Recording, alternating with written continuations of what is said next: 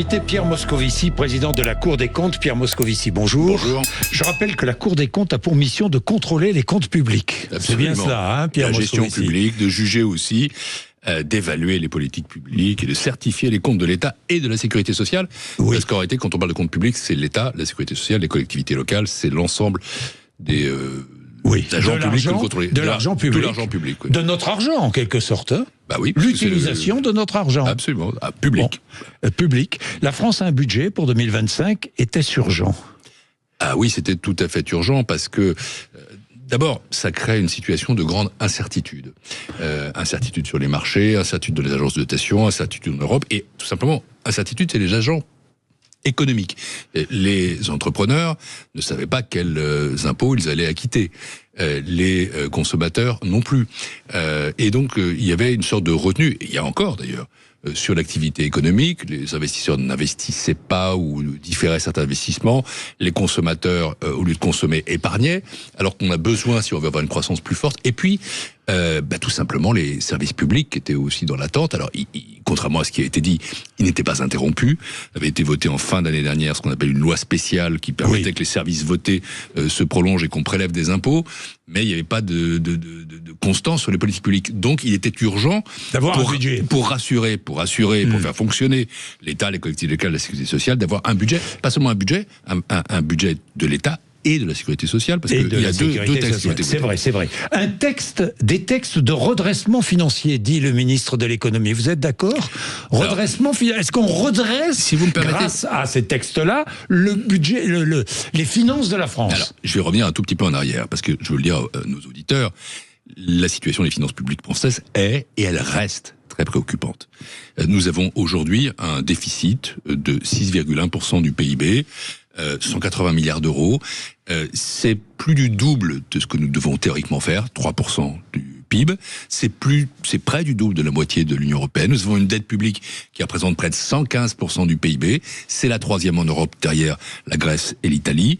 Nous remboursons chaque année 60 milliards d'euros pour cette dette. C'est ce qu'on appelle la charge de la dette. C'est beaucoup trop.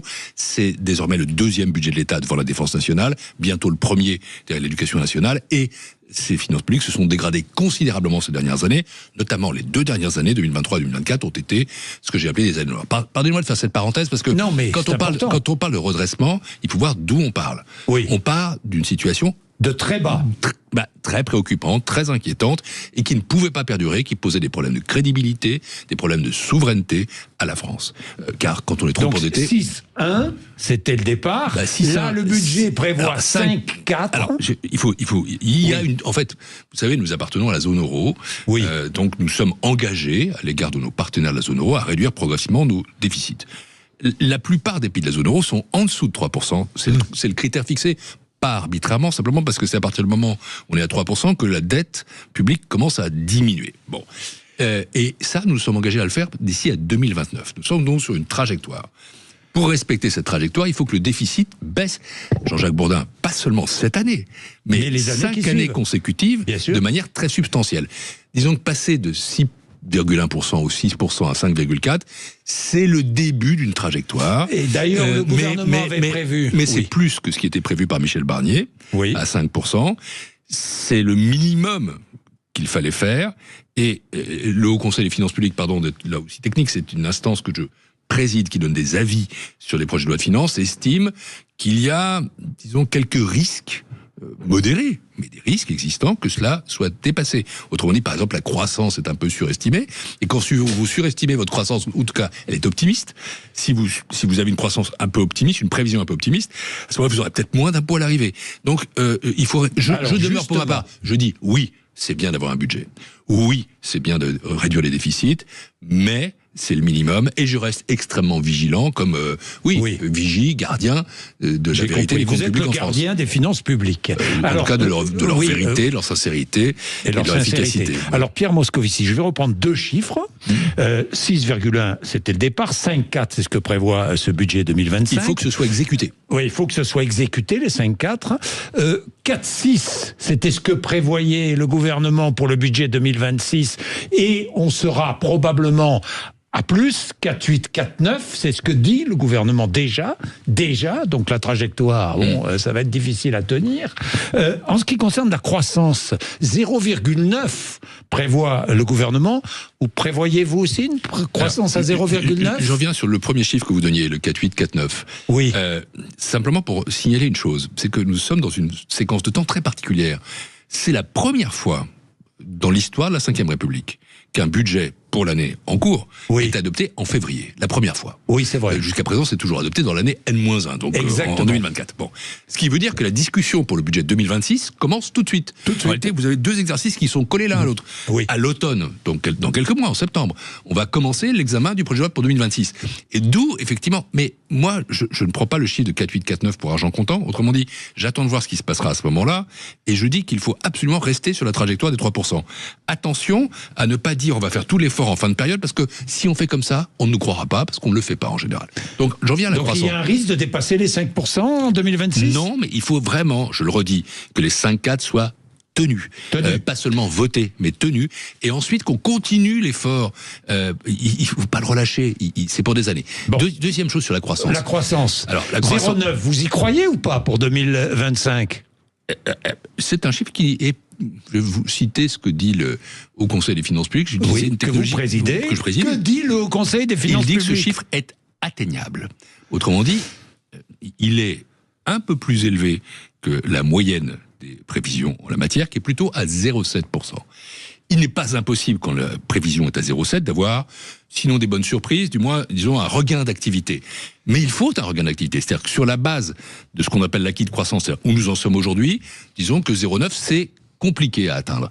Mais 0,7, 0,9, c'est encore l'épaisseur du trait. Donc, à l'heure où je vous parle, disons, voilà, c'est légèrement élevé, mais c'est atteignable. On peut le faire. Ce serait mieux de le faire parce que, je reviens à quelque chose d'un peu plus sérieux. Si on le fait pas, pour le coup, ça veut dire un peu moins de recettes pour le trésor public.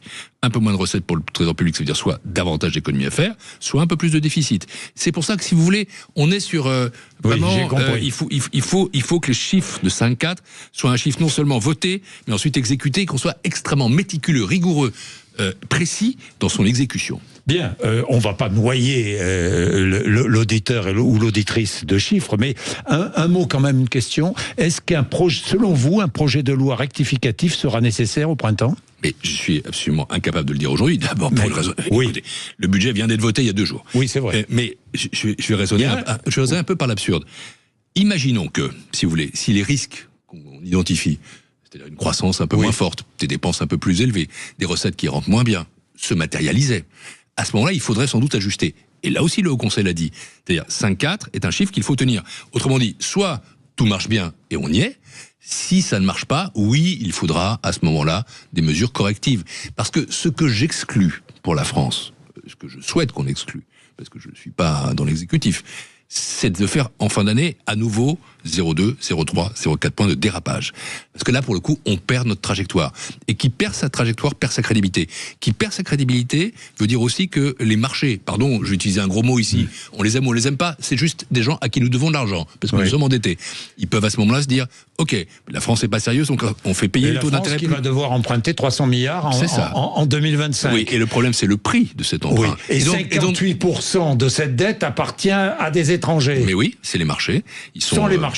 Mais sur les marchés. Et donc, si vous voulez, tout ça, ça veut dire que si, par exemple, nous ne tenons pas nos objectifs budgétaires, à ce moment-là, le risque, c'est que justement, il y ait une prime de risque. C'est-à-dire que les taux d'intérêt augmentent.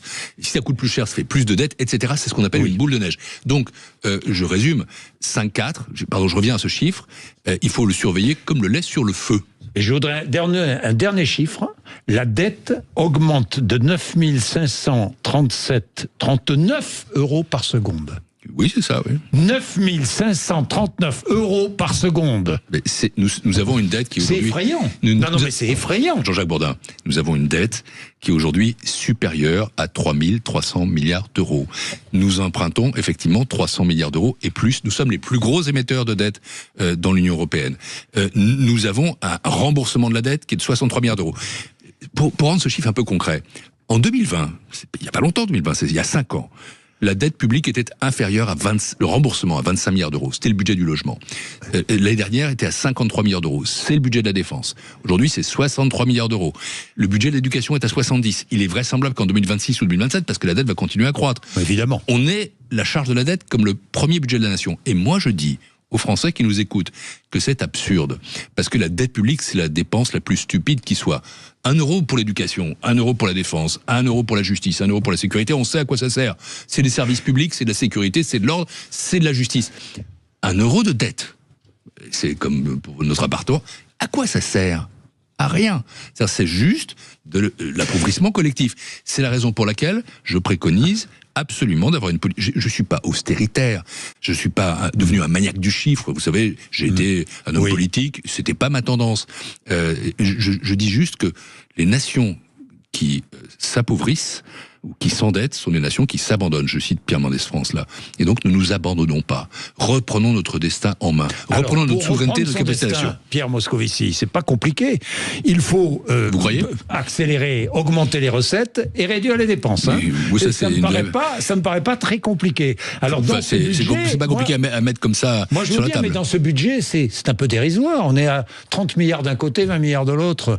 Bon, c'est un peu dérisoire, franchement. Ce sont des chiffres qui sont quand même assez colossaux. Oui, mais comparé aux 300 milliards que nous allons emprunter, mais soyons conscients que vous avez dit quelle était la vitesse de croissance de la dette. La dette publique va augmenter jusqu'en 2027 ou 2028. Alors pas forcément à ce rythme-là, justement ce qui dépend des déficits. Mais il faut qu'on reprenne le contrôle de nos finances publiques. Et reprendre le contrôle, ça prend du temps. S'il y a effectivement 50 milliards d'euros d'efforts, c'est loin d'être négligeable. Simplement, cet effort, il doit être juste et partagé. Et là, je voudrais faire 2 remarques. La première, c'est que j'ai une conviction. Il faut savoir faire des impôts pour la justice fiscale. Ça, c'est normal. Mais on ne peut pas non plus écraser l'économie d'impôts. Autrement dit, là, en 2025, pour une raison extraordinaire, on a fait des impôts. En 2026, le projet de loi de finances ne devra pas comporter beaucoup de nouvelles mesures fiscales. Il faudra basculer... Pas de hausse d'impôts en 2026. Il y en a eu, là, des hausses d'impôts. Beaucoup. Oui. Vous avez cité le chiffre de 30 milliards. Bon, c'est beaucoup. Mais c'était sans doute nécessaire, d'abord pour équilibrer le budget, puis aussi il y a injustifié. Mais il ne faut pas aller plus loin. Il y a 13 ans, quand j'étais ministre des Finances, j'ai prononcé une phrase, le ras-le-bol fiscal, qui m'est resté un peu collé au basque. Nous sommes dans le ras-le-bol fiscal. Non, mais il faut y être sans arrêt attentif. Et donc, l'année prochaine, les années suivantes, il faudra surtout basculer du côté des économies en dépenses. Deuxième remarque, vous citiez un chiffre d'économie. Pour l'essentiel, c'est l'État qui supporte ces économies. Oui. Il faudra demain que cet effort d'économie soit partagé entre toutes les sphères de l'action publique, l'État bien sûr, mais aussi les collectivités locales et la sécurité sociale. Autrement dit, il faut qu'on réfléchisse à quelles sont les bonnes politiques publiques qui permettent de faire des économies pour un bon service public, mais moins cher et plus performant. Puisqu'on parlait des hausses d'impôts, hausse de l'imposition sur les grandes entreprises, taxe du Made in France, dit Bernard Arnault. Vous êtes d'accord ? Non, j'ai pas d'opinion là-dessus. Je suis pas, moi, un entrepreneur. Je suis pas un homme politique. Je pense simplement qu'en effet, il faut faire attention à ce que nos entrepreneurs se sentent suffisamment libres pour investir. Autrement dit, je ne crois pas que là, on soit dans l'excès. Bernard Arnault a donné un avertissement, mais en revanche, il ne faudra pas aller beaucoup plus loin. La France est-elle un paradis fiscal pour milliardaires, comme le répète François Ruffin ? Je ne tombe pas dans ce commentaire de ce genre de formule. Non. C'est vrai ou pas ? Je ne crois pas, non. La France n'est en rien un paradis fiscal, d'ailleurs. Disons que, ce que veut dire François Ruffin, sans doute, c'est que les grandes fortunes de ce pays n'ont pas été mal servies ces dernières années. Oui.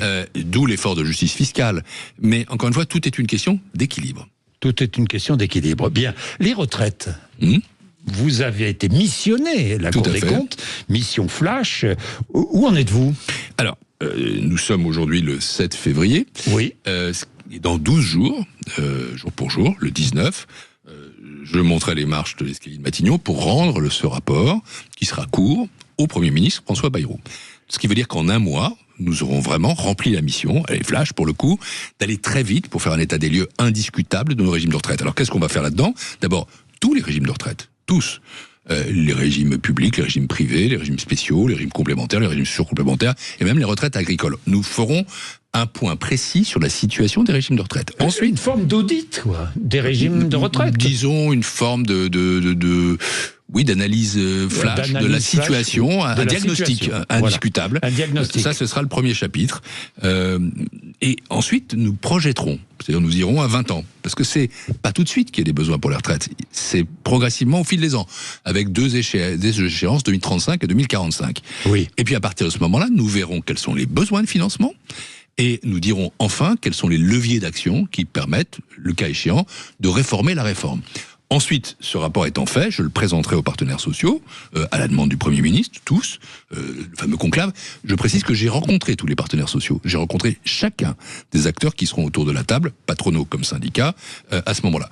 Et puis la Cour des comptes, ensuite, ayant fait son travail, laissera les partenaires sociaux négocier. 3 mois de négociation. 3 mois de négociation sur la base de ce constat qui, je l'espère, sera indiscutable et indiscuté. Voilà. Vous ferez une analyse de la situation, mais vous ne proposerez pas de réforme du système. Pas du tout. Simplement, on trouvera quand même dans notre rapport ce que je dis, les levées d'action, c'est-à-dire une sorte de... Quelles sont les touches du piano qu'on peut toucher. Voilà, qu'est-ce qui se passe si on touche à l'âge de la retraite? Qu'est-ce qui se passe si, sans toucher à l'âge de la retraite, on augmente ou on diminue la durée de cotisation? Qu'est-ce qui se passe si on augmente les cotisations? Qu'est-ce qui se passe si on diminue les prestations? C'est ça les leviers. Qu'est-ce qui se passe si on indexe ou désindexe telle ou telle prestation de retraite? Et donc, je pense que nous donnerons là, si vous voulez, les outils pour la négociation. On verra bien précisément, tu touches à ça, combien ça rapporte, combien ça coûte. Et c'est en ceci que ce sera, je crois, utile. Si on a ce diagnostic indiscutable, si on a cette projection indiscutable, on verra effectivement de combien on a besoin et comment on peut y arriver. Ensuite, aux partenaires sociaux, entre eux, de discuter. Et puis, si vous voulez, je dis c'est une fusée à 3 étages. Premier étage, c'est nous, c'est au fond l'expertise.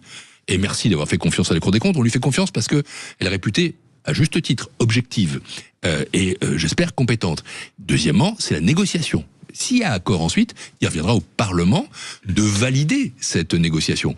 Et ce serait effectivement une bonne chose. Je pense que ce pari qui est fait sur une institution, la Cour des comptes, et sur le dialogue social, franchement, dans cette période où nous sommes, je ne fais pas de politique, est plutôt bienvenu. On s'est beaucoup plaint d'avoir délaissé les corps intermédiaires. Ben là, on leur laisse leur rôle. C'est une responsabilité assez lourde, mais que chacun doit jouer. Je rappelle que les retraites coûtent 376 milliards d'euros par an au budget. Aux Français. Aux Français, ben oui. 376 milliards d'euros par an. C'est aussi l'argent que nous accumulons au fil du temps par nos cotisations pour la solidarité entre les générations, pour ceux qui, effectivement, au terme d'une vie de travail, il n'y a pas que des chiffres, eh bien, méritent en effet ce repos. Une réforme est indispensable. Alors d'abord, il y a une réforme. Oui, il y a une réforme, mais aujourd'hui, une réforme de la réforme. C'est aux partenaires sociaux de le dire. Disons qu'elle est possible. Le Premier ministre a rouvert le dossier. Elle est possible ? Sans doute. Le Premier ministre a rouvert le dossier. D'après les premiers... Il a dit... Non, c'est pas... Ça, pour le coup, on ne le dira pas. Je dis qu'elle est possible au sens où le Premier ministre a considéré qu'il y avait là un chantier à ouvrir. Il a considéré aussi que tout était sur la table. Et c'est pour ça que dans notre rapport, on ne trouvera pas de totem et pas de tabou. Autrement dit, on montrera précisément qu'est-ce qui se passe de manière neutre si on fait ci, aussi si on fait ça, et si on fait son contraire. Bon, la Cour des comptes rend beaucoup de rapports. 180 par an. Oui, 180 par an. Alors, il y en a quelques-uns. Mais vous n'êtes pas toujours suivi. Sur l'apprentissage, n'a pas été suivi. Non. Alors, je voudrais mettre le point sur les EPR. Oui. Vous dites que l'EPR n'est pas rentable. Enfin, dans l'état actuel, il n'est pas rentable, oui. Il n'est pas rentable, l'EPR. Alors que, pardon, mais 6 petits EPR sont au programme. Alors, Jean-Jacques Bourdin, vous savez, les rapports de la Cour des comptes, c'est toujours plus de 100 milliards d'euros. Pardonnez-moi, mais je vais essayer d'être un peu... C'est toujours extrêmement nuancé et balancé. Oui, vous avez dit que ce n'était pas rentable. 2 choses. Non, c'est pas rentable, mais on n'a pas dit que ça. Première chose... les rapports de la Cour des comptes sont quand même suivis. Et il faut qu'on le sache. On est toujours au fond, 76% de nos préconisations sont suivies. C'est pas si mal. Deuxième chose, je ne me plains pas que 100% de nos préconisations ne sont pas suivies. Pourquoi ? Parce que nous ne sommes pas le gouvernement de la France. Oui. Pour le coup, j'ai été un homme politique, je respecte le suffrage universel, et c'est à l'exécutif de décider, c'est aux politiques de décider, je respecte le politique. Et je voudrais d'ailleurs qu'on respecte le politique, parce que quand on respecte plus le politique, on dérive dans une démocratie. Et puis troisième chose, sur le PA précisément, nous avons constaté, nous avions fait un rapport sur les EPR en 2020, qui pour le coup sur Flamanville était extrêmement dur. On avait constaté une dérive considérable des coûts et une incapacité à vraiment mener un processus industriel. Cette fois-ci, nous avons fait un rapport plus vaste sur les EPR. Oui, je l'ai lu. Nous constatons, que tout de même, il y a eu un changement de pied, qu'on a pris des décisions pour aller vers le réarmement nucléaire au sens énergétique, que ensuite, on a mis en place des instances, des structures. Autrement dit, ça va mieux. C'est-à-dire, il y a un cap, mais il faut résoudre des problèmes concrets. Ces problèmes concrets sont, en effet, quand l'État, l'équilibre financier n'est pas atteint, et donc il faut faire un effort dans ce sens-là. Il faut aussi étaler dans le temps les investissements. Je prends l'exemple, on a des investissements à l'étranger, par exemple, il y a des réacteurs, je les connais. Non, à Hinkley Point. J'avais moi-même négocié quand j'étais ministre des Finances. On veut en faire un autre à Sizewell. En Grande-Bretagne. Ce que nous préconisons, c'est d'abord finaliser Hinkley Point avant de faire Sizewell. Ça paraît du bon sens. Et on a d'autres projets aussi. En République tchèque ou ailleurs. Voilà, mais donc là-dessus, nous le disons, commençons quand même par sécuriser les choses avant de faire du tout investissement. Et puis, troisième chose, il faut qu'on retrouve une filière industrielle, parce qu'on a perdu beaucoup de savoir-faire. Voilà, donc c'est un rapport qui n'est pas décourageant pour l'industrie nucléaire, mais qui est exigeant. Voilà ce que la Cour des comptes essaie de faire. Est-ce qu'il faut engager la construction de ces 6 petits EPR? Ça, c'est au gouvernement. 100 milliards d'euros le coût. C'est au gouvernement de le décider, Jean-Jacques Bourdin. Oui, c'est le gouvernement qui décidera, mais est-ce que ça vous paraît... Disons que notre rapport ne l'interdit pas, notre rapport ne recommande pas de ne pas le faire, le rapport montre au contraire qu'il est pertinent d'avoir des investissements nucléaires et de se donner des structures, mais il montre aussi les conditions pour que ça réussisse. Voilà exactement ce qu'il y a dans ce rapport. Alors j'ai une dernière analyse, je vais vous demander, Pierre Moscovici, les chiffres de l'immigration ont été connus mardi, il y a eu un vaste débat sur le coût de l'immigration. Est-ce que ça coûte ou ça rapporte l'immigration? Je suis incapable de vous dire ça parce que je suis pas à la question. Vous avez travaillé à la Cour des comptes. On travaille sur l'immigration irrégulière et justement sur les reconduites. Et ce que nous montrions il y a un an, c'était que, en effet, on pouvait faire beaucoup mieux. De quoi s'agit-il?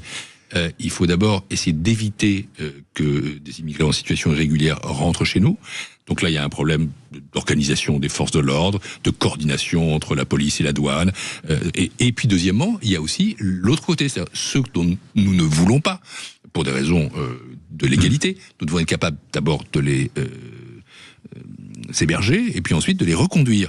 Et là, nous faisions le constat qu'on connaît, c'est-à-dire que les OQTF étaient faiblement exécutés. Il semblerait que ça aille un peu mieux. Légèrement mieux. Mais là aussi, il y a toute une série de processus qui sont engagés, processus de sécurité, processus de justice, processus de coopération avec des États étrangers, délivrance de visas. Et voilà, c'est une politique globale qu'il faut mettre en œuvre. Et là, je crois qu'il n'y a pas trop d'idéologie en l'occurrence, parce que chacun convient que dès lors qu'il y a des situations irrégulières, il faut en effet éviter d'accueillir des immigrés qui seraient dans cette situation-là. Il faut être capable de reconduire ceux qui le sont, mais le faire toujours dans des conditions humaines et efficaces. Merci Pierre Moscovici d'être venu nous voir ce matin sur l'antenne de Sud Radio, président de la Cour des comptes.